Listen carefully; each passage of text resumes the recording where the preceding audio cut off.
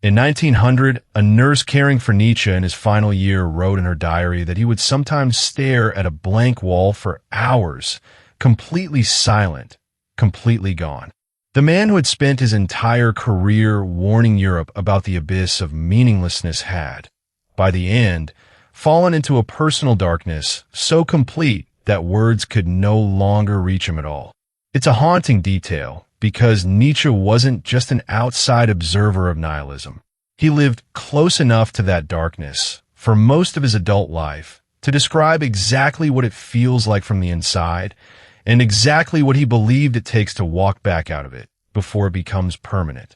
If this is your first time here, before we go further, hit subscribe, tap that bell icon, and drop a like, because this channel is building a full series unpacking Nietzsche's ideas, and this one deals with something a lot of people are quietly struggling with right now, whether they have a name for it or not. Here's the real question this video is built around. If the old sources of meaning have genuinely stopped working for you, religion, tradition, the goals you were told mattered, is there an actual way back from that emptiness? Or is nihilism simply a hole you fall into and never fully climb out of? Nietzsche believed there was a way through. But to understand it, you first have to understand exactly what he meant by nihilism, because the word gets thrown around so loosely today that most people misunderstand the actual danger he was pointing to. Nihilism, in Nietzsche's precise sense, isn't simply pessimism or sadness or not believing in God. It's a very specific psychological collapse. The moment a person realizes that the highest values they had organized their entire life around no longer hold any weight, and nothing has yet arrived to take their place. He described it as the uncanny guest standing at the door, and he predicted, correctly, that this guest would eventually arrive in nearly every corner of modern life, whether people were religious or not, because the underlying structure it exploits isn't really about religion specifically. It's about the human need for a why. Here's the mechanism Nietzsche identified, and it's worth sitting with, because it explains why nihilism feels so different from ordinary sadness. A person can survive enormous suffering, he argued, as long as that suffering means something, as long as it's headed somewhere, serving some larger purpose, part of some story that makes the pain worth enduring. What actually breaks a person isn't suffering itself. It's suffering that appears to be pointless. Remove the why, and even a relatively comfortable life starts to feel unbearable, while a genuinely difficult life, held together by real meaning, remains survivable. This is why nihilism is so dangerous and so different from simply having a bad week. It doesn't attack your circumstances. It attacks the framework that you use to make your circumstances make sense at all. And once that framework is gone, everything downstream of it, your goals, your relationships, your daily habits, can start to feel like motion without direction, effort without purpose, a treadmill you're running on for no reason you can actually name. Nietzsche identified two ways people typically respond to this collapse, and he considered both of them traps. The first trap is what he called passive nihilism, simply giving up. The person who has lost their sense of meaning stops trying to build a new one, and instead settles into a kind of numb, low-grade despair, going through the motions of a life that no longer feels like it belongs to them. This is the quiet, invisible version of the crisis. No dramatic collapse, just a slow drain of color from everything, day after day, until simply functioning becomes the only remaining goal. The second trap is what he called reactive nihilism, grabbing desperately for a replacement, any replacement just to fill the hole as quickly as possible. Nietzsche watched this happening across 19th century Europe, as people who had lost religious certainty threw themselves instead into rigid nationalism or dogmatic political ideology or various forms of fanaticism, simply because the human mind cannot tolerate the emptiness for very long and will grab almost anything solid-looking to stop the falling sensation. He considered this just as dangerous as passive despair, because a meaning grabbed out of desperation, rather than built honestly, tends to be brittle, extreme, and eventually just as hollow as what it replaced.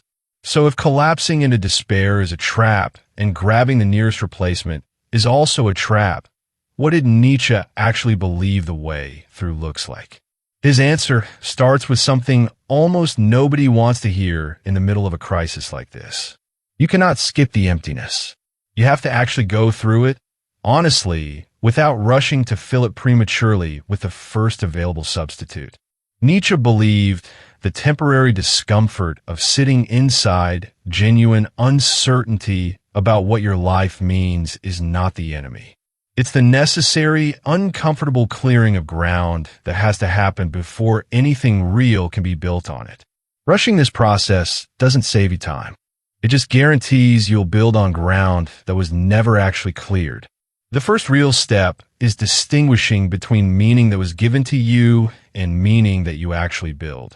Nietzsche believed most people's original sense of purpose was never truly theirs to begin with. It was installed by family, culture, religion, or simple habit, absorbed rather than chosen. When that installed meaning collapses, it can feel like meaning itself has become impossible. But Nietzsche's actual claim was narrower and more hopeful than that. It wasn't that meaning is impossible. It's that borrowed meaning is fragile. And the only kind that can actually survive contact with real doubt is the kind you construct yourself, deliberately, with your eyes open. The second step is what Nietzsche called self-overcoming, applied directly to the crisis itself. Instead of asking the paralyzing question, what is the meaning of life, which has no answer capable of surviving serious scrutiny, he pushed for a much smaller, more workable question. What can I create right now with what I actually have? Meaning, for Nietzsche, was never something you discover sitting still, waiting for it to reveal itself. It's something generated through action, through building, creating, mastering, contributing something that didn't exist before you made it exist. The despair of nihilism thrives in stillness and abstraction. It weakens considerably the moment you're actually doing something that matters to you, however small. The third step is Amor, Fati, the deliberate decision to face your actual circumstances, including their apparent pointlessness, without flinching away from them, and without needing a cosmic guarantee that any of it matters in some ultimate, permanent sense. Nietzsche believed the demand for ultimate, eternal meaning was itself part of the trap, a habit inherited from religious thinking that modern people often keep unconsciously, even after they've stopped believing in the framework that made the demand sensible in the first place. Amor Fati replaces that demand with something smaller and sturdier. Not does my life matter forever in some cosmic sense, but can I build something worth having inside the actual life I've got, regardless of whether the universe confirms it matters? This is a much more answerable question, and Nietzsche believed it's the only one actually available to us. The fourth step is accepting that this process has to be repeated, not completed once and permanently resolved. Nietzsche didn't believe a person defeats nihilism the way you defeat an opponent in a single battle. He believed it's closer to a recurring tide, something that returns periodically throughout a life, especially during major transitions, losses, or periods of uncertainty.